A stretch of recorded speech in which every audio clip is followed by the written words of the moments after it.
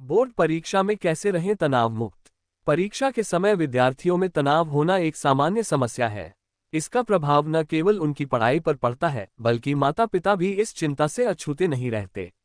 ऐसे में यह आवश्यक हो जाता है कि विद्यार्थी और अभिभावक दोनों मिलकर इस तनाव को समझें और उसे दूर करने का प्रयास करें।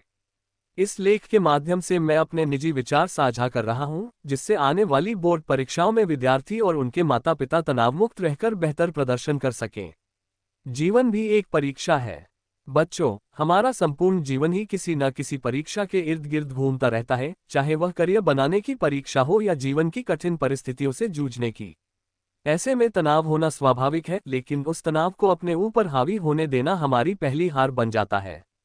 अक्सर विद्यार्थी परीक्षा की तैयारी तभी शुरू करते हैं जब परीक्षा की तिथि घोषित हो जाती है या जब हालात प्रतिकूल हो जाते हैं। यही सबसे बड़ी भूल होती है। वास्तव में बोर्ड परीक्षा की तैयारी उसी दिन से शुरू हो जानी चाहिए जिस दिन विद्यार्थी ने विद्यालय में प्रवेश लिया। यदि शुरुआत से ही नियमित अध्ययन किया जाए तो बोर्ड परीक्षा एक बोझ नहीं बल्कि एक रोचक चुनौती बन सकती है।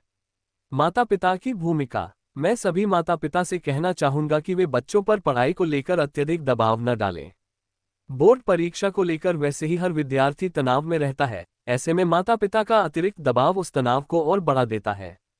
अभिभावकों को चाहिए कि वे बच्चों के खान पान पर विशेष ध्यान दें और उन्हें ये समझाएं कि बोर्ड परीक्षा कोई असाधारण युद्ध नहीं बल्कि एक सामान्य परीक्षा है।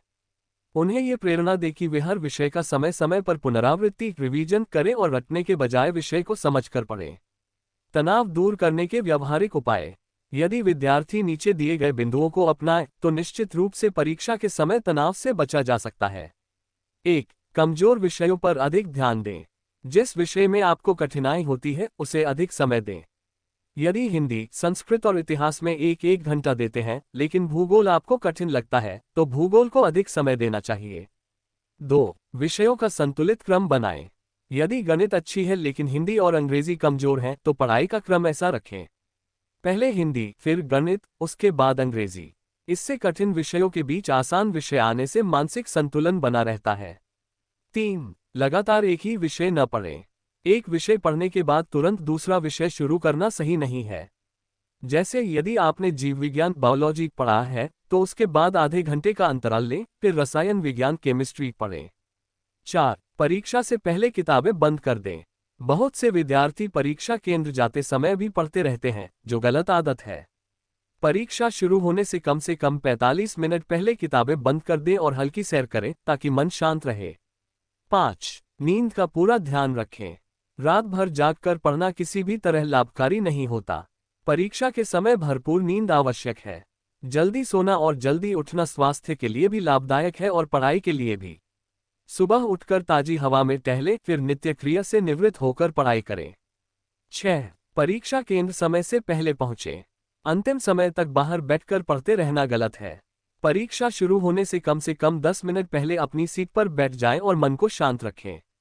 7. प्रश्न पत्र पढ़ने की आदत डालें। पेपर मिलते ही लिखना शुरू न करें। पहले प्रश्न पत्र को 3 बार ध्यानपूर्वक पढ़ें और प्रश्नों को 3 भागों में बांटें, जो पूरी तरह आते हों, जिनमें थोड़ा सोचने की आवश्यकता हो, जो कठिन हो। पहले आसान प्रश्न हल करें, फिर मध्यम और अंत में कठिन प्रश्न। 8. लिखने की गति स्पीड बढ़ाएं। अक्सर विद्यार्थी कहते हैं कि उत्तर आता था लेकिन समय समाप्त हो गया। इससे बचने के लिए लिखने की गति अच्छी होनी चाहिए। इसके लिए रोज कम से कम 4 पन्ने लिखने का अभ्यास करें। निष्कर्ष। यदि विद्यार्थी इन छोटी छोटी बातों पर ध्यान दें और माता पिता सहयोगी भूमिका निभाएं तो परीक्षा का डर अपने आप दूर हो जाएगा। तनाव से मुक्त होकर पढ़ाई करने से स्मरण शक्ति बढ़ती है, आत्मविश्वास मजबूत होता है और सफलता की संभावना कई गुना बढ़ जाती है।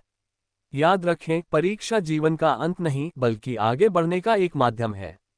आत्मविश्वास, नियमित अभ्यास और सकारात्मक सोच ही सफलता की कुंजी है।